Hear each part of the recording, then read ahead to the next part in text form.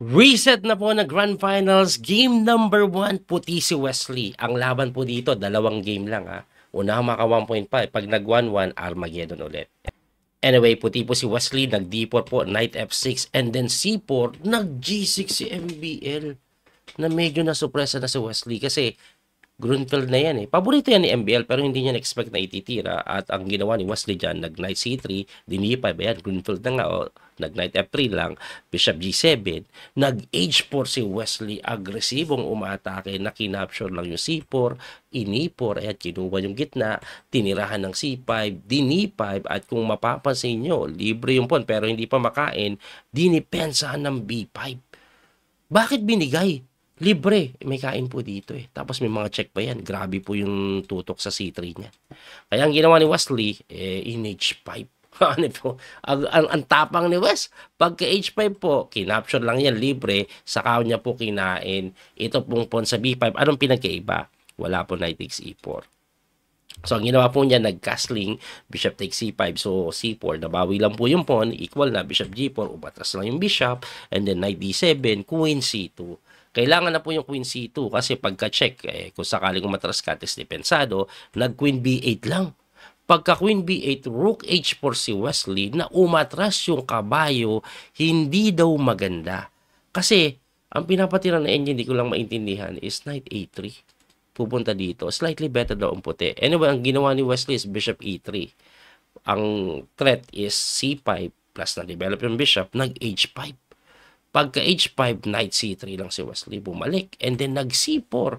At ito ngayon, lamang daw po ng konti si Wesley. King move lang, King F1. Kaso, ang nangyari, nag-Knight D4 eh. So, ang Knight D4 hindi daw maganda. Kasi may Bishop takes E2 lang daw. Tapos pagka Queen takes E2, magna-Knight G4. Lakas daw ng Knight. Kaso, ang tinira po ni MBL is Knight E5.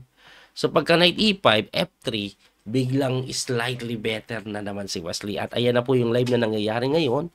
Umatras po yung Bishop ni MBL sa may D7 at Wesley so nag-iisip. So obviously, hindi na po pwede mag-castling sa may king side. No? Queen side pwede. Ang problema, bukas po yung B-file. So nakakatakot. Ang pinapatira ng engine ay hindi ginawa ni Wesley, King F1 eh. So eto daw po, slightly better pa rin si Wesley. Ang pinakagusto niya, bukod po sa parang safe yung king niyan, nag-connect yung tore, pwede dito siguro, pwede makapag G4. Yan siguro yung gustong gawin ni Wesley. Anyway, ayun to na nga, nag-rook C8 lang si MBL, according sa engine, hindi naman daw ganun kalamang. Uy, kining mo ban lang, oh. Kining mo ban siguro isasagad yung king move dito bago tuluyan umatake dito. I'm not sure nga kung worth it pa yung atake dyan sa may G4 eh. Tingnan natin kasi magbibigay ng pawn si Wesley para po makatake sa king side. Kaso, worth it ba yun? Anyway, nag-Queen B4 po si MBL. Parang mas gusto ko yung position ng ng itim dito. Tinulakan lang. O matras doon. Parang weakness ata ito, sir. Parang nagka-weakness, no? Kasi may mga ganito nakakatakot Nakakatakot yung position ni Wesley bigla. Nakakatakot. Promise. Nag-king move. Naku po. Yung board, naguguluhan na eh. At ang matindi, eto na naman po yung problema ni Wesley so kanina. Oras. 3 minuto mahigit ang kalamangan ni MBL. Yan na naman po yung problema. Oras na naman. Oras na naman. Oras na naman. Bishop F4 or Yes, Bishop F4 ang pinawalan. Medyo nabubulo na po ako. Pasensya na. Kasi it's already 3:30 na ng umaga eh. Hanap na yan. Umatras lang yung kabayo. Okay. Gising pa rin ako. Ano pa? Umatras yung kabayo. Pero crucial kasi yung laban. Sarap subaybayan ng live eh. Medyo hirap si Wesley kung paano atake. Gusto ng Ponso C4. Paano kaya yung play dito na maganda ni Wes? Hirap sitwasyon niya eh. Makakainin niya na lang to, tapos ganito. No? Walang play akong makita eh. Yung atras na yan, pwede pumunta dito yan. I mean, sa D6. Mahirap ang posisyon ni Wesley bigla Maganda daw sana kanina kung hindi na siya nag-castling eh. King F1 na lang eh. Kasi ayan, pagkakasa niya, ayan, na-atake tuloy siya bigla dyan. Oh. Uy! Nagbigay ng pawn? Wow! Nagbigay lang ng pawn si Wesley So. Kinapture, knight takes. Aray ko po. Binigay lang oh. Pero hindi mo pwedeng kainin ha. Kasi may knight dito. Wow. Wow. Tagilid na daw si Wes. Kasi nabuksan din to eh. Paano mo didepensahan yan?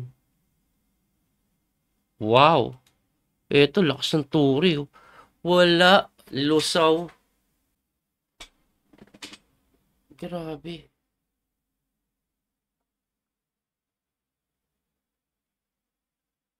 Grabe. Yari. Rook B3. Wala. Ubos ata. Lusaw-lusaw ah. Eh.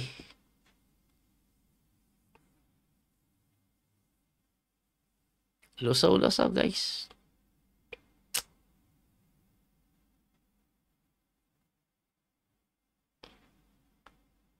Grabe. Wala. Nangitim na yung bar eh.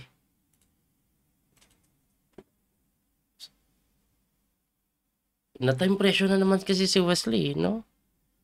Okay na yung position niya kanina eh. Biglang gumanito pa. Pag nag-group P3 pala, may bishop takes C4 ata. Kaso kakainin lang to. Pawn takes check. Wala, may rook takes C3. Hindi pala pwede bishop takes C4. Ang haba pa ng oras ng MBL. Alam niyang panalo na siya dito. Bukod sa one pawn up kasi, umaatake pa lamang pa sa oras. Kaya, ayun, nag-rook B3. Wala, tapos na. Wala na akong makitang solusyon eh. Ano pang solusyon niya? Kakainin na to. Hindi na makagalaw yung knight. Once gagalaw yung knight, libre to.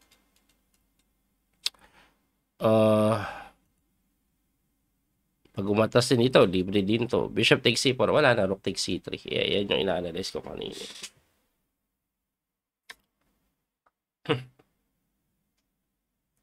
Bishop takes C3. Bishop takes C3. Ano pa hinihintay ni MBL? Capture na lang ah. Pagka ganun, capture na naman eh.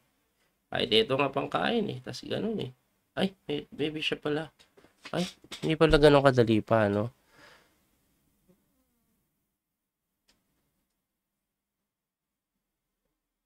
King move.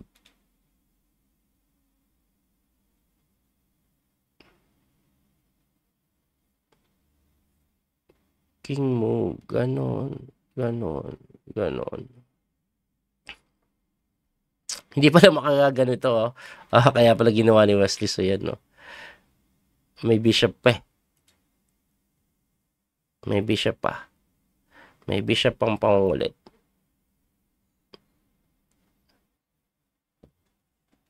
Pero, knight D6 lang daw. Harangan mo lang. Ay.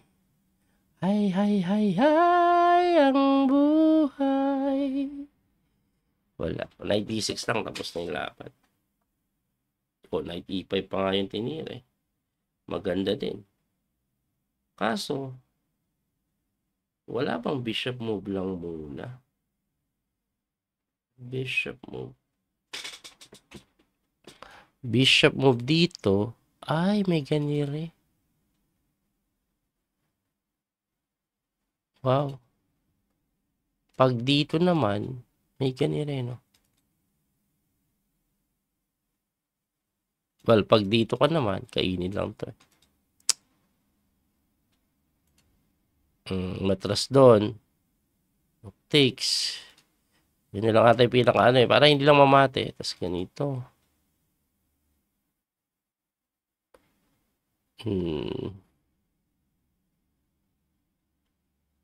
Walang daming panalo ata. Kahit igalaw lang to eh. Kapin eh. Wala. Tingnan natin. Baka lang yung magkahimala. Isang matinding blunder ang pawalan ni MBL. Ma-mouse sleep. Doon na lang aasa. Ibig sabihin, mas win na naman si Wesley as Black mamaya. Grabe naman. Grabe naman.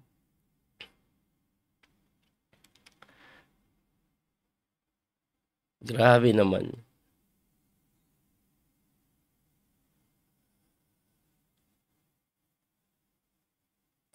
Aha, I like it.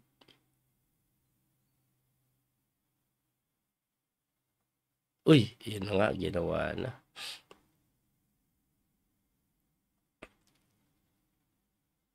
Okay, dumidepensa pa si West. Dumidepensa pa. Dumidepensa pa. Nahihirapan pa si MBL dito Pero ang daming lamang na pyesa. Uy, sumusugod pa talaga si West Pinapahirapan pa si MBL. Pinapahirapan pa si MBL mga sir. Anong gagawin? Sacrifice na yan. Hindi. Talagang hindi pa sumacrifice. Ano mangyayari pag dito? Capture. Knight C3. Wala na yung oras si Wesley. Paano makikita Ayan. Tapos, ang labads. Labadas. Tapos, ang labada. Tapos, ang labada. Wala. Out of place to Pwede nating ilipat dito yan. Pwede pa Ilipat yung Tori na to. Anong ginagawa yan dyan Quality up si Wesley. Pero walang ginagawa yung Tori niya dito. Tapos ina-atake pa siya. Lakas dito Ito yung papatay. Papatay talaga yan. Yan ang tatapos. Ayan. Yan na lang. Simple. Matihin Pagka-text kahit capture lang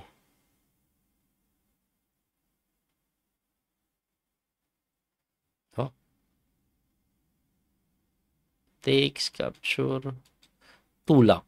May ganun pa ata Kainin lang ng buo.